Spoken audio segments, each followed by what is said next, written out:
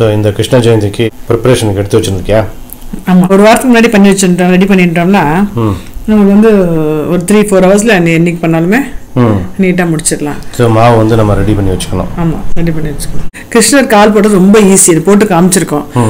சும்மா 8 மாதிரி போட்டுட்டு அந்த மாதிரி ஒரு மாவு அரைச்ச மாவில் போடணும். அப்புறம் அவளுக்கு என்ன முடியுதோ அந்த பஷ்ணம் வந்து பண்ணி வைக்கிறது ரொம்ப விசேஷம். அது வந்து இது இல்லாமல் அடுப்பு பற்ற வைக்காம இப்போ பண்ணுறது இருக்கு இல்லையா, நவநீதம் இருக்கு, அவல் பாயசம், அவல்ல வெல்லம் போட்டு தேங்காய் போட்டு அப்படியே வைக்கலாம். அது வந்து அது மாதிரி 2, அப்புறம் சுக்கு வெல்லம், அப்புறம் பால், தயிர், வெண்ணெய் இந்த மாதிரி வைக்கலாம்.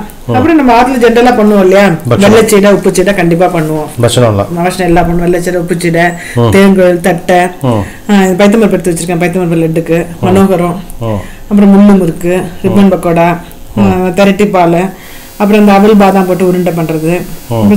மாதிரி சீடையிலே வந்து கோதுமை சீடையும் லாஸ்ட் டைம் போட்டு காமிச்சிருக்கோம். ரொம்ப நல்லா இருக்கும். அது கோதுமை சீடை, அதிர்சம், சீயம், வெள்ளை வடை, இதெல்லாம் வந்து பண்றது தெரியும். நிறைய வீடியோ போட்டிருக்கோம். இதனால திருப்பி ஒரு வாட்டி சொல்றது நல்லது நினைச்சுன்னு சரி இன்னைக்கு ரெடி பண்ணிட்டோம். 2 நாள் ரெடி பண்ணிட்டோம்னா டென்ஷன் இருக்காது. அந்த அரிசி எடுத்து வச்சிருக்கேன் இல்லையா, நல்லா ஜலம் விட்டு ஒரு நல்லா களைஞ்சிட்டு நல்லா துணியில உணர்த்தி வச்சுட்டு மிஷினில் அரைச்சு வந்துட்டோம்னா இப்போ அடுத்ததுக்கு பிள்ளையார் சத்தியம் வருது. ஸோ எல்லாத்துக்குமே அந்த அரிசி மாவு வந்து யூஸ் ஆகும். அதை நிறைய எடுத்து வச்சுருக்கேன். அதே மாதிரி உளுத்தம்பருப்பு நல்லா வறுத்து வச்சுட்டோம்னா தேங்காய்க்கு அதுக்கு சரியா இருக்கும். அப்புறம் கடலைப்பருப்பு, பைத்தம்பருப்புலாம் தனித்தனியாக அரைச்சிட்டு வந்துட்டோம்னா வேணுங்கிற அளவுக்கு அப்போதைக்கு ரேஷியோ எடுத்துட்டு உருண்டை பிடிக்கிறதுக்கும் அந்த பைத்தம்பருப்பு எடுத்துக்கலாம், மனோகரம் பண்றதுக்கும், முள்ளு முறுக்கு பண்றதுக்கும் யூஸ் பண்ணிக்கலாம். இது மிக்ஸிலையும் போடலாம்ல, மிஷினில் தான் பண்ணுவோம்? இல்லை, மிக்ஸிலையும் போடலாம். ஸோ இந்த அரிசி வந்து எவ்வளோ எடுத்து வச்சிருக்கேன்? அரிசி வந்து ஜாஸ்தியாக எடுத்து வச்சிருக்கேன். 5 கிலோ எடுத்து வச்சிருக்கேன். பிள்ளை சேர்த்திக்கும். அந்த அரிசி வந்து எல்லா பட்சணத்துக்கும் மெயினாக அரிசி தான். ஃபர்ஸ்ட் வெள்ளச்செடி ஆகட்டும், உப்பு செடி ஆகட்டும், முள்ளு முறுக்கு ஆகட்டும், எல்லாத்துக்குமே நல்லா ஜலம் விட்டு களைஞ்சி நெல்லில் உணர்த்திட்டு மிஷினில் அரைச்சின்னு வந்துட்டோம்னா அந்த மாவு வந்து ஒன்றுமே ஆகாது. ஒரு 4-5 மாதம் நம்ம ஆற்றுலையும் அரைச்சிக்கலாம்ல, மிஷின் வந்து எல்லாரும் கிடைக்கும். இல்லைன்னா மிக்ஸியில் அரைச்சிக்கலாம். மிக்ஸியில் அரைச்சி சளிச்சுட்டுருல நைஸ் மாவை எடுத்து வச்சுருக்கோம். கொஞ்சமாக அரைச்சிக்கணும். ஆமாம், அரைச்சி வச்சுக்கணும். இதெல்லாம் பண்ணும்போது நல்லா குளிச்சுட்டு காத்தால சமையலாம் பண்ணி சாப்பிட்றதுக்கு முன்னாடி பண்ணி வச்சுட்டோம்னா அதை எடுத்துக்கலாம். அன்றைக்கி கூட இது பண்ணி யூஸ் பண்ணிக்கலாம். அது உப்பு சீடை, வெள்ளச்சீடை பண்ண போகிறேன், தேங்காய் பண்ண போகிறேன், தட்டை பண்ண போகிறேன், அப்புறம் மனோகரம், முள்ளு முறுக்கு, ரிப்பன் பக்கோடா, அதிர்சம் எல்லாமே இதில் தான் பண்ண போகிறேன். நமஸ்காரம் எல்லாருக்கும். இப்போ இந்த வீடியோவில் வந்து நம்ம எப்படி பண்ணுறது என்னன்றதெல்லாம் சொல்லியிருக்கோம் நம்ம. ஆமாம். ஆனால் இப்போ என்ன மெயினாக என்ன கேட்கணும்னு சொன்ன நம்மள்கிட்ட, எப்போ வந்து ஸ்ரீ ஜெயந்தி, எப்போ வந்து கோகுலாஷ்டமி? ஆகஸ்ட் 16 நார்த் சைடில் பத்ரபாதா மாதம்னு சொல்லுவாள். அந்த மாதத்தில் வர்ற அஷ்டமி திதி அது வந்து நாளைக்கு ஆகஸ்ட் 16. நம்ம சைட்லலாம் பார்க்குறது வந்து ஆவணி ரோஹிணி அஷ்டமி. செப்டம்பர் 14 ஞாயிற்றுக்கிழமை கோவில் ஸ்ரீ ஜெயந்தி. 15 செப்டம்பர் 15 திங்கட்கிழமை பாஞ்சராத்திர ஸ்ரீ ஜெயந்தி. செப்டம்பர் 14, 15. ஆமாம். தத்துவம் என்னன்னா, நல்ல இருட்டில், நல்ல இருட்டு, உனக்கு கண்ணே ஒன்றுமே தெரியல, அந்த இடத்துல தூரத்தில் ஒரு ஒளி இருந்ததுன்னு வச்சுக்கோ, எப்படி இருக்கும்? ரொம்ப சந்தோஷம். நமக்கு வழி தெரியும், பாதை கிடச்சிடும். ஒரு சிறிய ஒரு துளி ஒளி இருந்தால் போகிறோம், நமக்கு வழி கிடச்சிடும். பகவான் கிருஷ்ணன் அப்படிங்கிறது ஞான ஒளி.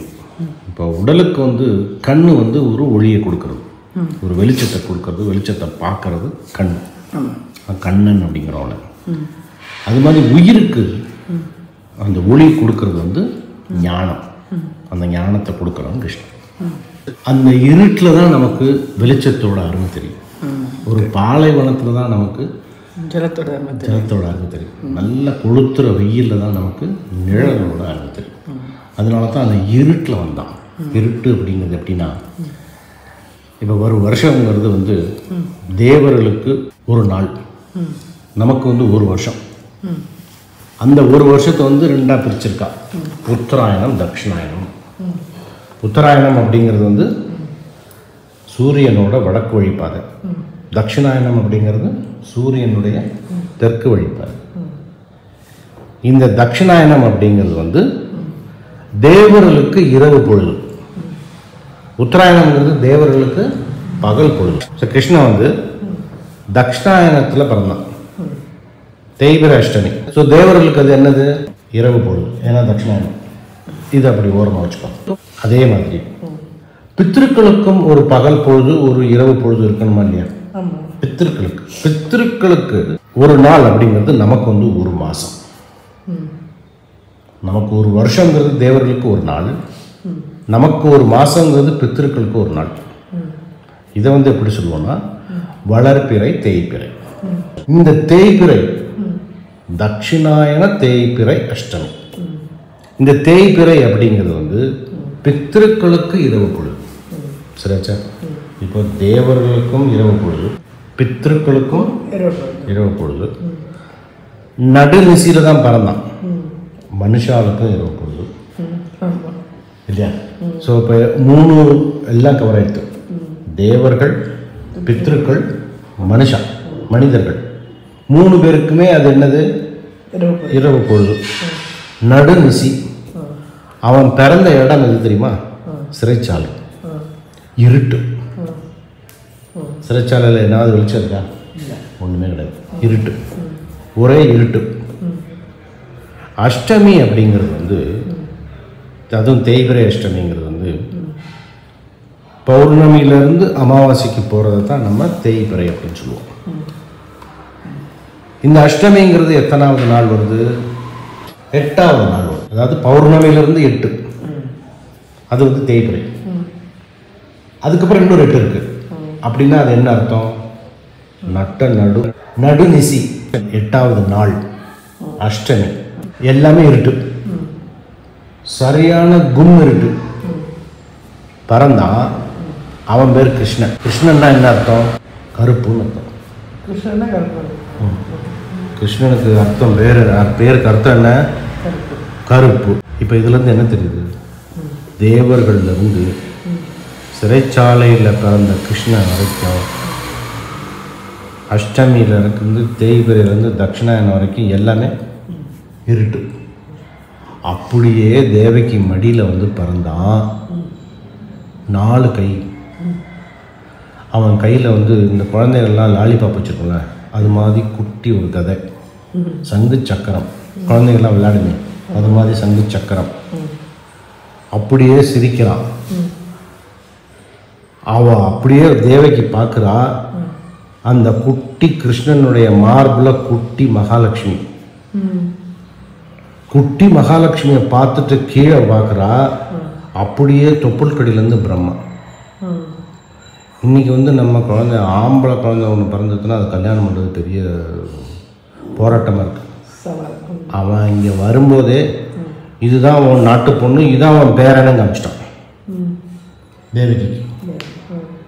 அதனால தான் எல்லோரும் கேட்பான், யசோதை அவ்வளோ சந்தோஷமாக கிருஷ்ணனோட விளையாண்டா, ஆனால் தேவகி வயிற்றில் பிறந்துட்டு அவளுக்கு ஒரு சந்தோஷத்தையும் கொடுக்கலையே அப்படிங்கிற வாழ்க்கை பதிலி தான்.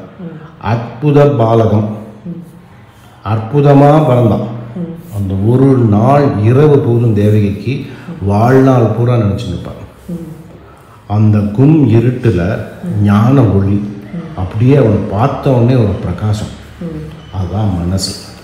அந்த மனசு எவ்வளவு இருட்டாக இருக்கும்போது அதில் வந்து ஒரு துளி ஆத்ம ஞானம் வரும்போது எப்படி சந்தோஷம் வரும், அது மாதிரி கிருஷ்ணனை நினைக்கும் போது ஒரு சந்தோஷம் வரும். அந்த பிரகாசம், அந்த சந்தோஷம் வந்து வாழ்நாள் பூரா நினச்சிருக்கும். அதனால தான் அப்பேற்பட்ட கும் இருட்டில் அந்த ஞான ஒளியாக வந்தான். இதுதான் கிருஷ்ணனோட தத்துவம். சூப்பராக இருக்கு. சூப்பராக சொன்னீங்க. நல்லா இருக்கு. கிருஷ்ணனுக்கு அந்த தத்துவம், இன்னும் தத்துவத்தை கேட்கலான்னு நினச்சேன். ஒரே ஒரு தத்துவம் மட்டும் சொல்லுங்கள். கிருஷ்ணன் பகவத்கீதையில் நிறைய தத்துவம் சொல்லியிருக்காங்க. ஒன்றே ஒன்று என்னென்னா, ஏதாவது ஒன்று எழுந்தால் தான் உனக்கு ஒன்று பெற முடியும் அப்படின்ற மாதிரி ஒரு தத்துவம் இருக்கு இல்லையா? ஆமாம். கிருஷ்ணன் வந்து அர்ஜுனனுக்கு சொன்னது. இந்த சமயத்தில் நம்ம நினச்சிக்கணும், இந்த காலகட்டத்தில் நம்ம வந்து எல்லாமே கிடைக்கணும், எல்லாமே இருக்கணும், எதையுமே இழக்கிறதுக்கு நமக்கு மனநிலையே கிடையாது. கம்ஃபர்ட் ஜோன் அப்படின்னு சொல்கிறோம். அந்த கம்ஃபர்ட் ஜோன்லேருந்து வெளியே வர்றதுக்கு நமக்கு வந்து பக்குவமே கிடையாது. கிருஷ்ணன் சொல்லலாம், இந்த உலக நியதி என்ன தெரியுமா, ஒன்றை இழந்தால் தான் ஒன்று பெற முடியும் அப்படிங்கிறான். அதுக்கு உதாரணம் வந்து மூச்சு காற்று. நீ உள்ளே எடுத்துட்ட மூச்சு காற்றை கூட வச்சுட்டு இன்னும் கொஞ்சம் எடுக்க முடியாது, அதை விட்டால் தான் எடுக்க முடியும். நீங்கள் இந்த வீடியோ ஆரம்பத்தில் நீ சொன்ன அரிசி 5 கிலோ போட்டோம், அந்த அரிசி போய் நமக்கு இப்போ என்ன வந்திருக்கு? மாவு. மாவு வந்து மாவுலேருந்து பக்ஷணம், சீடை, முறுக்கு, தேங்குழல் எல்லாம் வந்து அரிசியை தொலைச்சா தான் பக்ஷணம் கிடைக்கும். ஒன்று இழந்தால் தான் ஒன்று கிடைக்கும். இதுதான் வந்து அர்ஜுனனுக்கு கிருஷ்ணன் சொல்கிறான். இந்த காலகட்டத்தில் நம்ம எல்லாரும் நினச்சிக்கணும், கம்ஃபர்ட் ஜோன்லேருந்து வெளியே வந்தால் தான் முன்னேற முடியும். அப்படியே இருந்தோம்னு வச்சுக்கோ, எதுவும் கதவை தட்டாது. ஆமாம், நம்ம கதவை அட்லீஸ்ட் முயற்சி எடுக்கணும், கதவையாக திறந்து வைக்கிறதுக்கு முயற்சி வைக்கணும். முயற்சி உன்னோட இது, அதுக்கு உண்டான பலன் என்னோடதுடான்ட்டான். நான் கொடுப்பேன் அந்த பலன், முயற்சி மட்டும் நீ எடுத்துகிட்டே இருக்கணும். அதான் வந்து நம்ம கிருஷ்ண ஜெயந்தி அன்னைக்கு கிருஷ்ணனையும் நினச்சிக்கணும், கிருஷ்ணன் சொல்லிட்டு போன தத்துவங்களெல்லாம் நினச்சிக்கணும்.